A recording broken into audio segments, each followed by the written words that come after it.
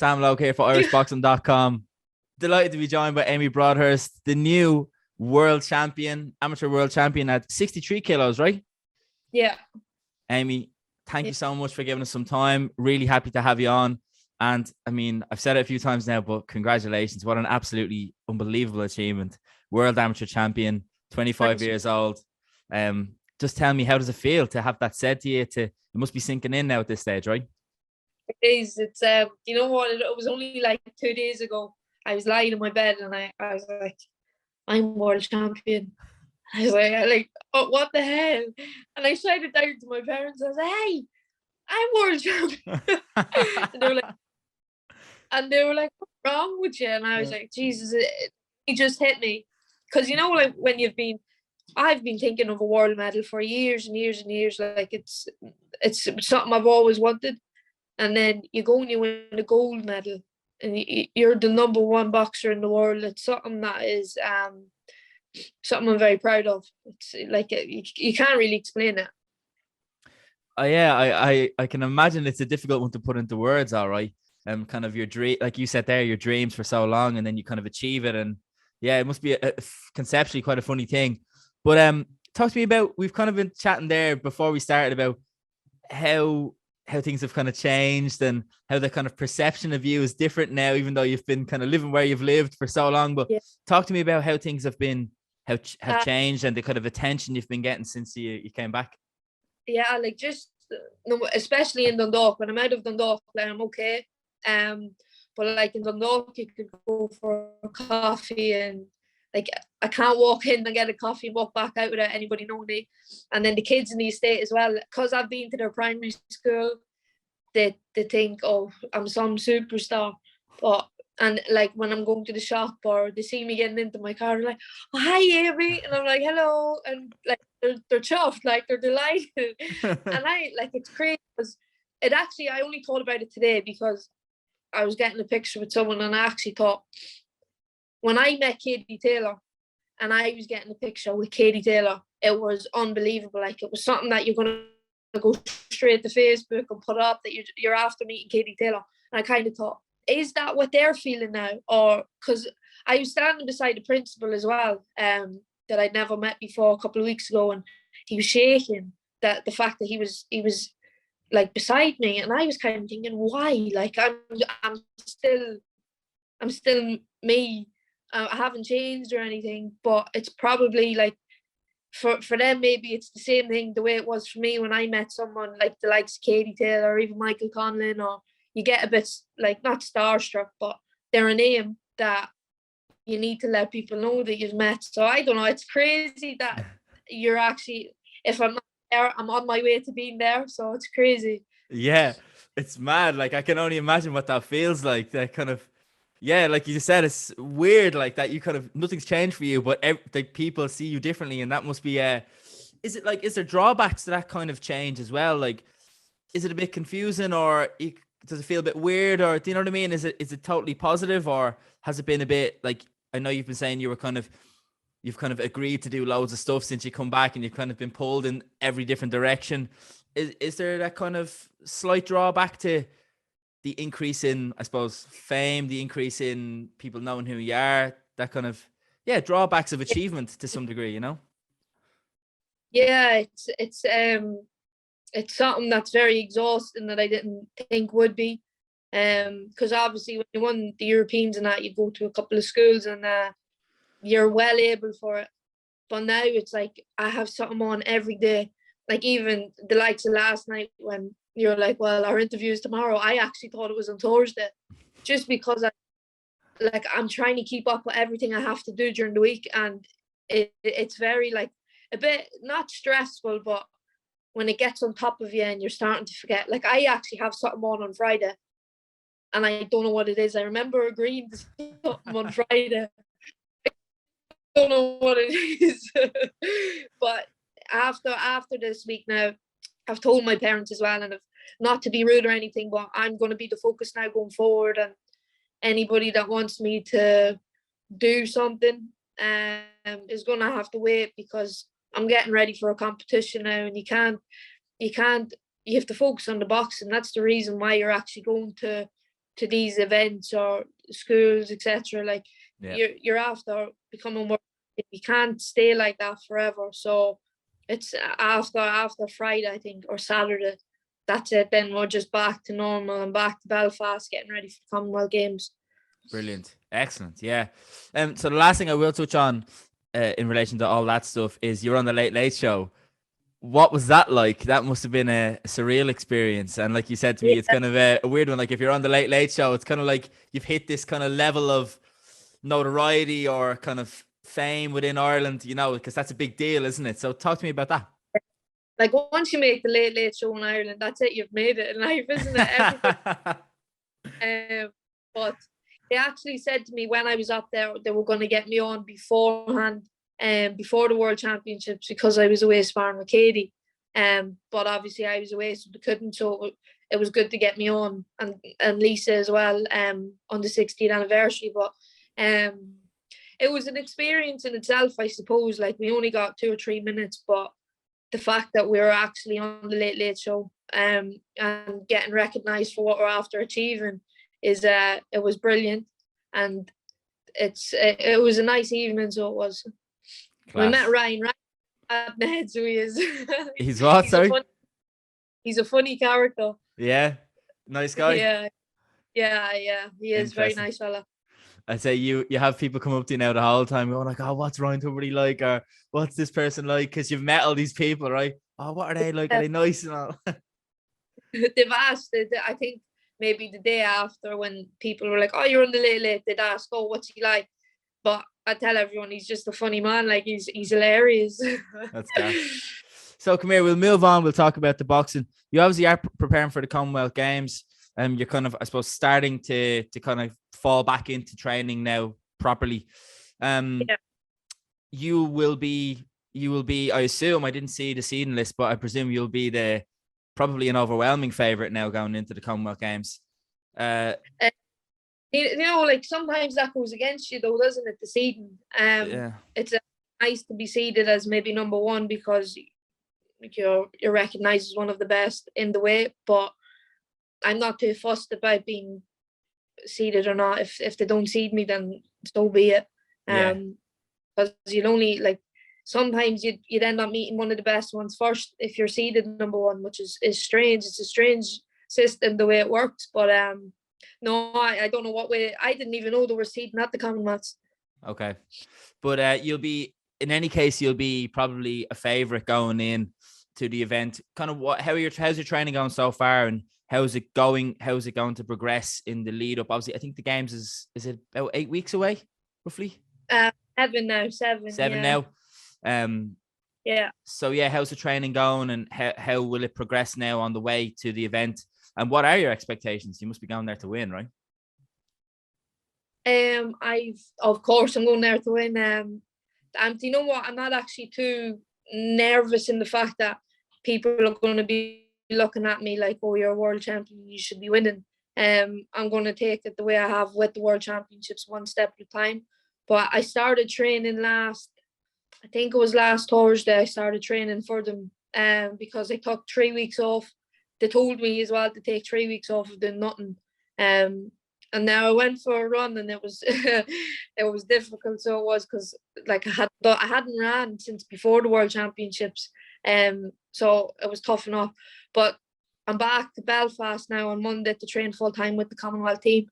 And it's good that I'm after losing fitness instead of, because I hit peak at the World Championships. I was at my very best. And I didn't want to maintain that for so long. So it's nice that I'm after dipping to build myself back up again. So I'm looking forward to Commonwealth anyway. So brilliant.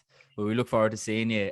It's a great event as well, the Commonwealth Games. To be fair, it's a nice multi-sport event. It's a big deal, so it'll be a nice event to be part of, I'm sure.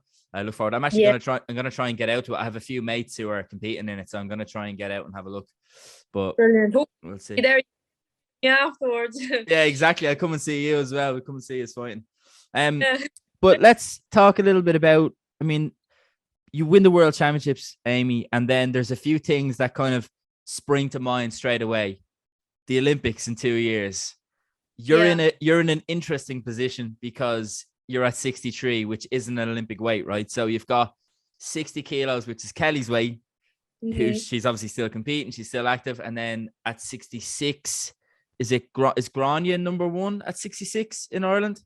Or at the moment on paper it's Casey, because Casey won the elites. Okay.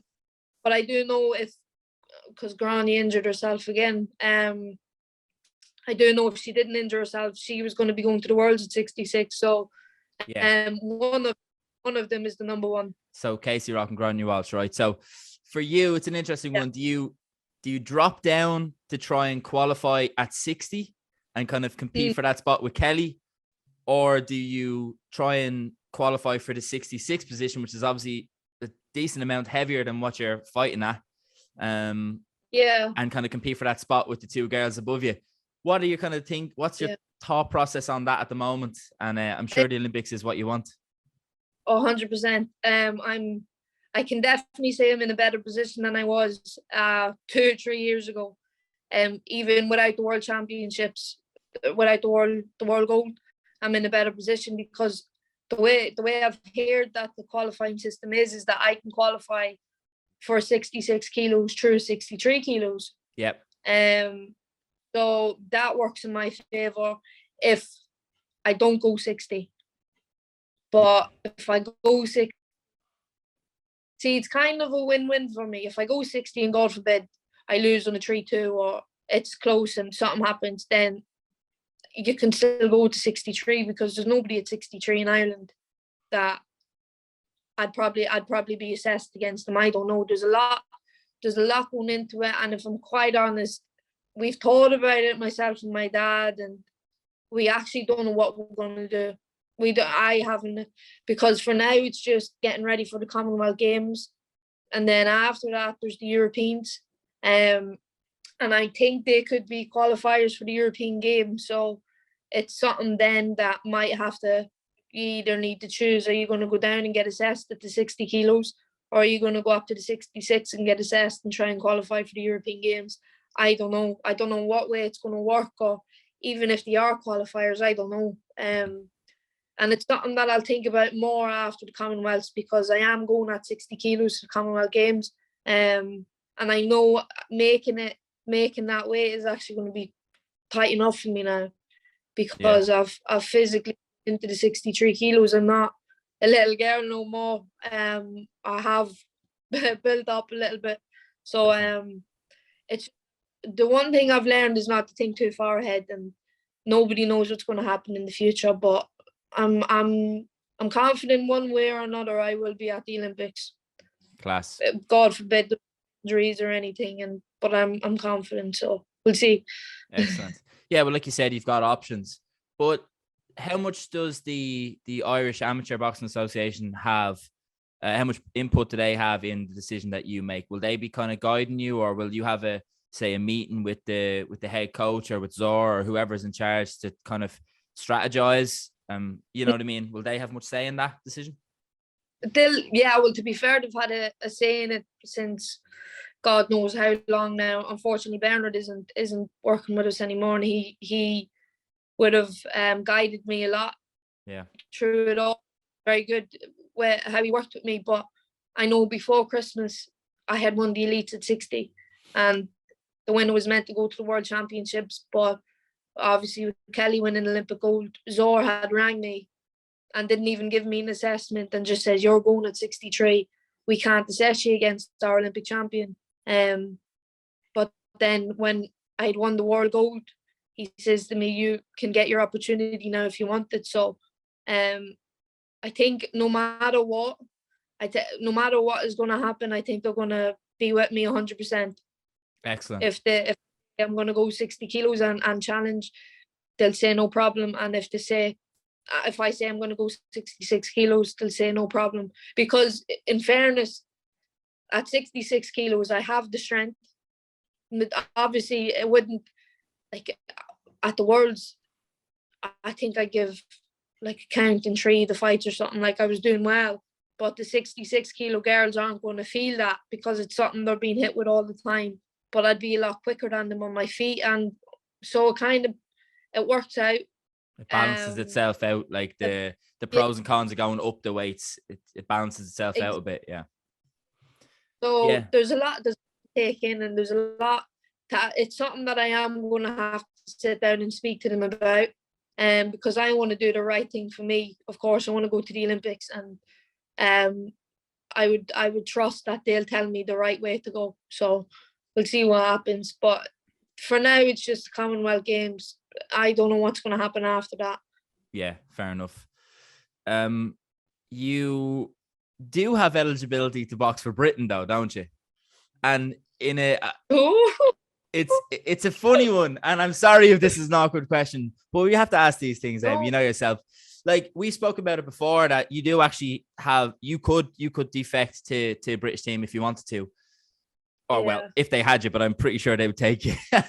But you know what I mean. So has that ever been an option in a kind of a sticky situation that this could be? Now I know you've kind of turned it in a positive way there, that you have options and the IAB are going to support you, but was that ever a consideration or anything that kind of popped into your head at any point in the last while?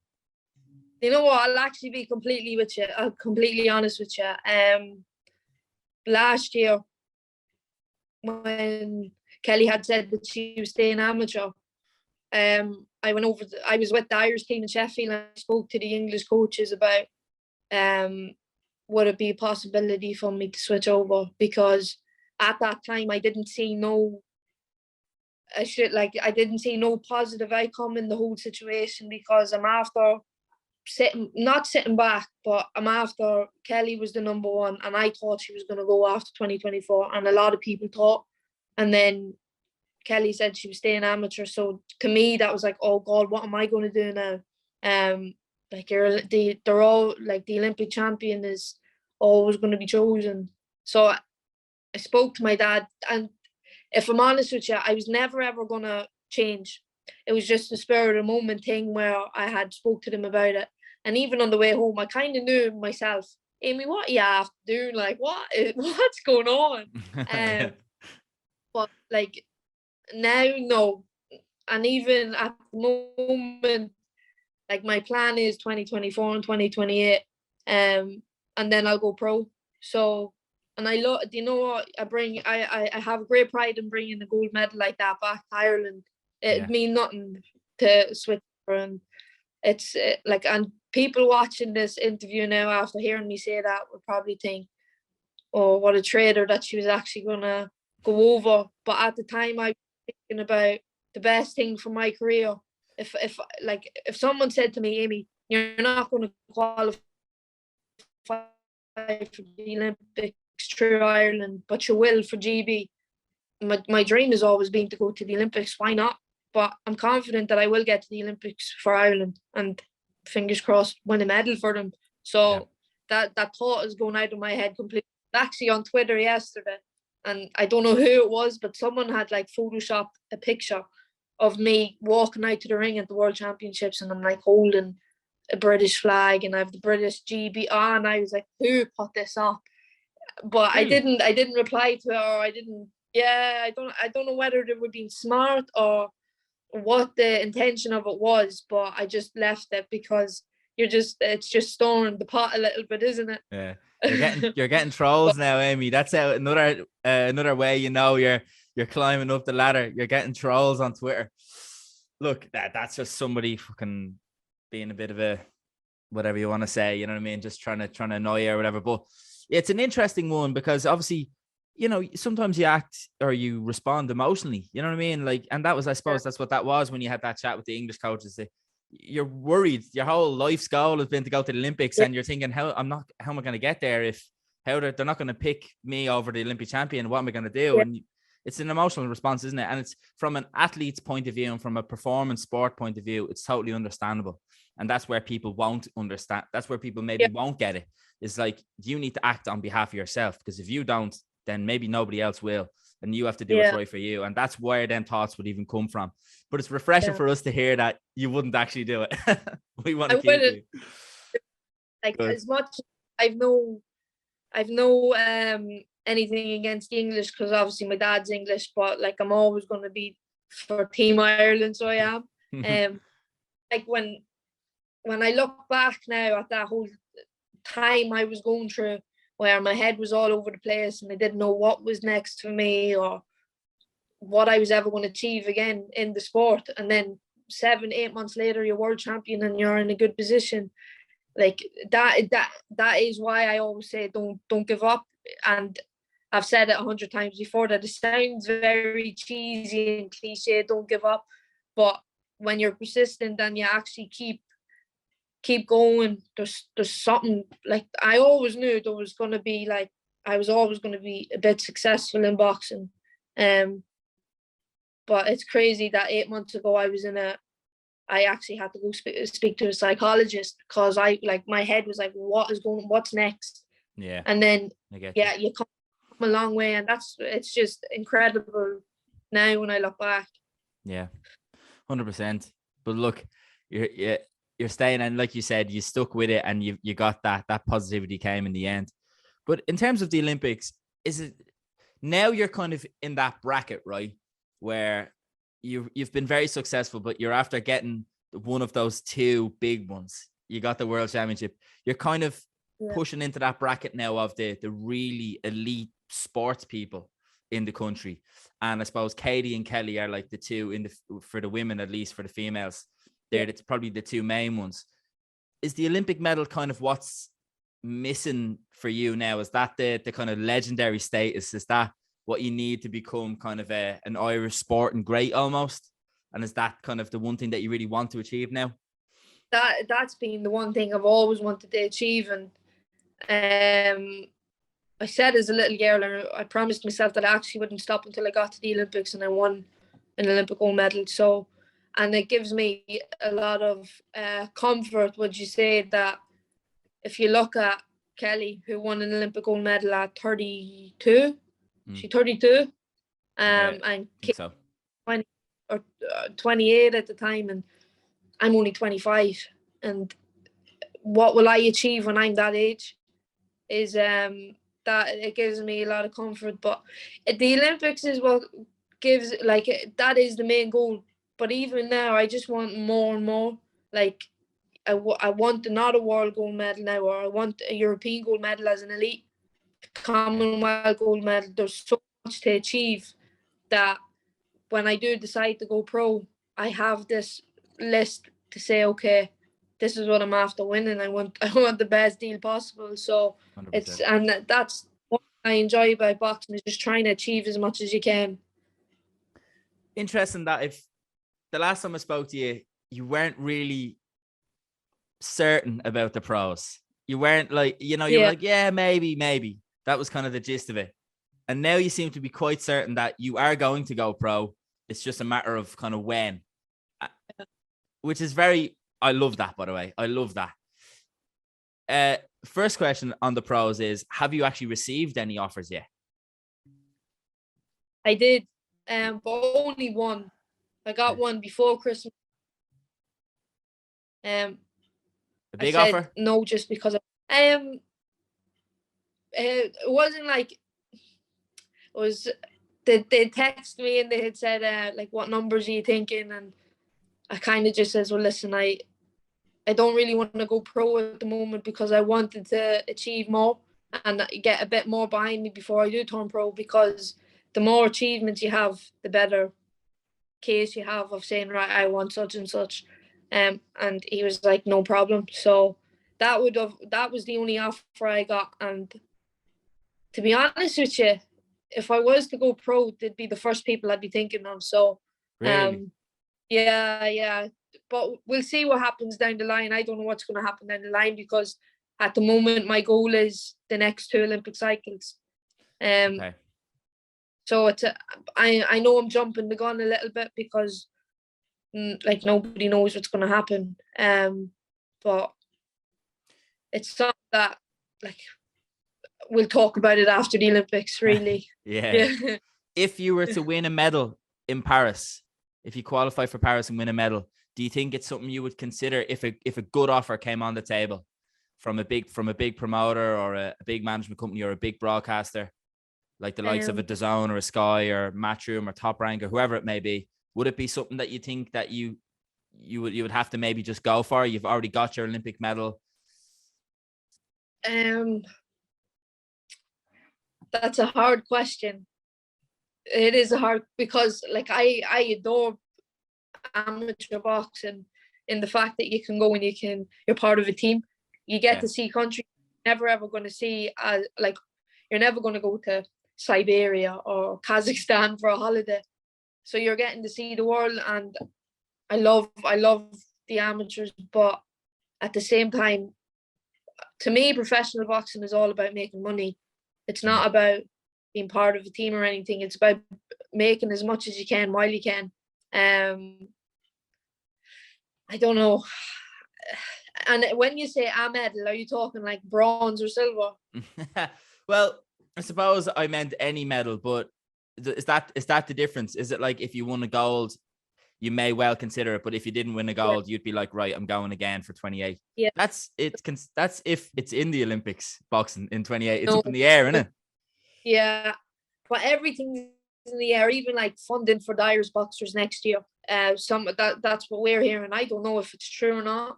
Or the funding or something. I honestly don't know, and I don't like reading stuff like that because I'd end up stressing myself out then.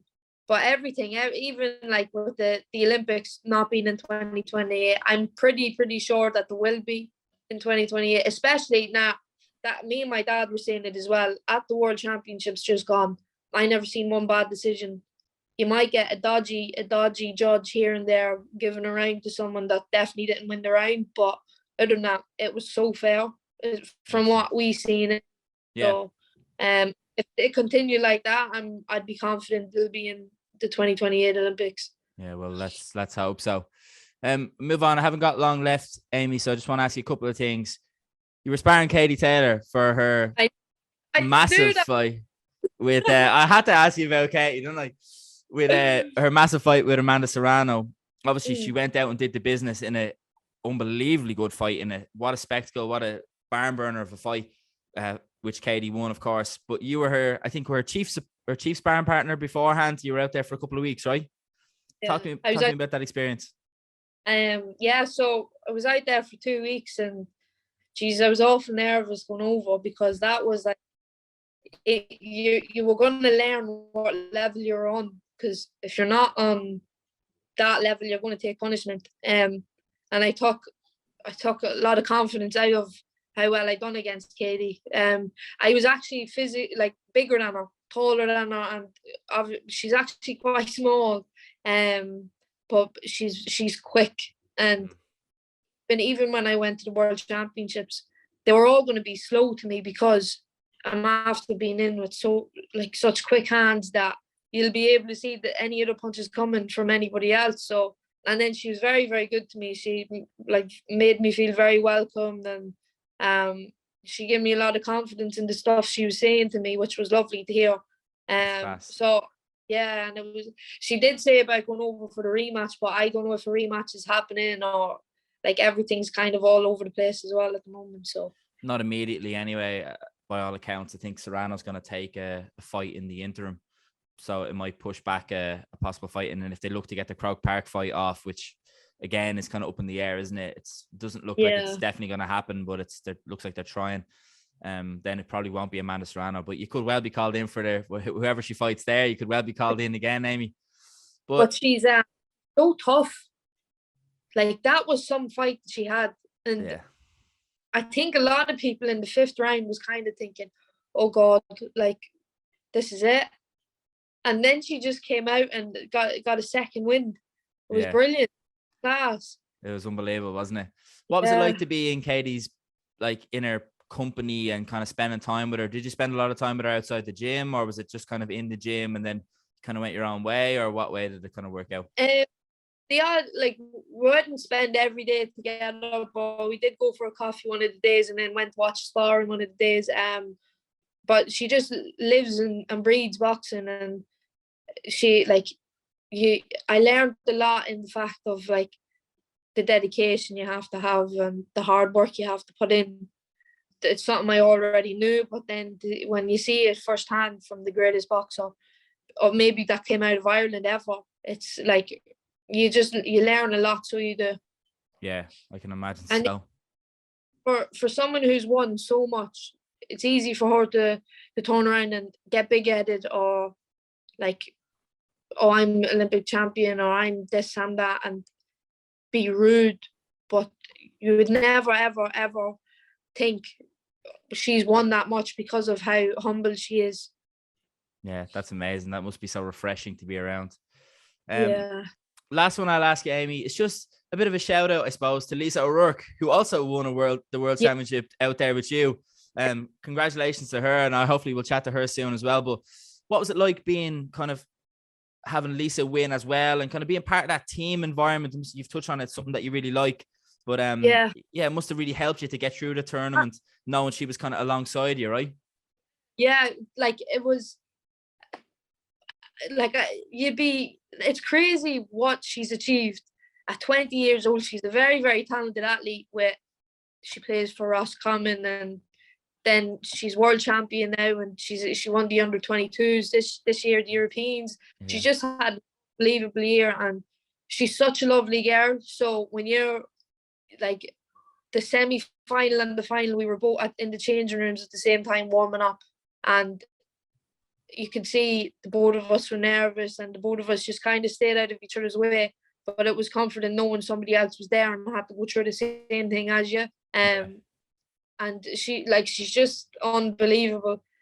But I did feel very sorry for her sister Aoife as well, because we've all had tough draws, but Aoife had a horrible draw. And I think a few of the girls that Aoife's beaten this year went and got medals, and I suppose it was very hard for Aoife in the fact that she came back with nothing, and then Lisa was coming back as a world champion, which is amazing. But Aoife's usually the one coming back with results, and it was just very unlucky for her. But I reckon you'll see the two of them now at the Europeans at the end of the year with 2 gold medals, and it'll all be worth it for Aoife in the end as well. So it's but the whole family, even the whole family, to give it $1 or a sister that's an Olympian and a European champion as an elite, and then you have another dollar that is a world champion. Like it's unbelievable for the brilliance of the are, and they're 2 of the loveliest people you'll ever meet. Like I'd be very, very good friends with them, and now you're very good friends with them. Yeah, I couldn't like fault them for anything because they're just so nice. There's some crack as well. Like beginning, Aoife was very quiet, and even Lisa was a bit quiet. But when they come out of their shell, they're good crack. That's amazing. Well, we hope to see them like winning titles at the end of the year, and I'm sure Aoife will come again and get her hands on a big title, because she's amazing. Like I've seen Aoife box, she's brilliant. So yeah, I'm sure she will. And as you said, that's some family. But Amy, I'm going to leave it there for today. Thank you so much for talking to irishboxing.com. It's my pleasure. Once again, congratulations. And I look forward to seeing you boxing the Commonwealth Games as well, the next big tournament on your calendar. Thanks very much. Thank you.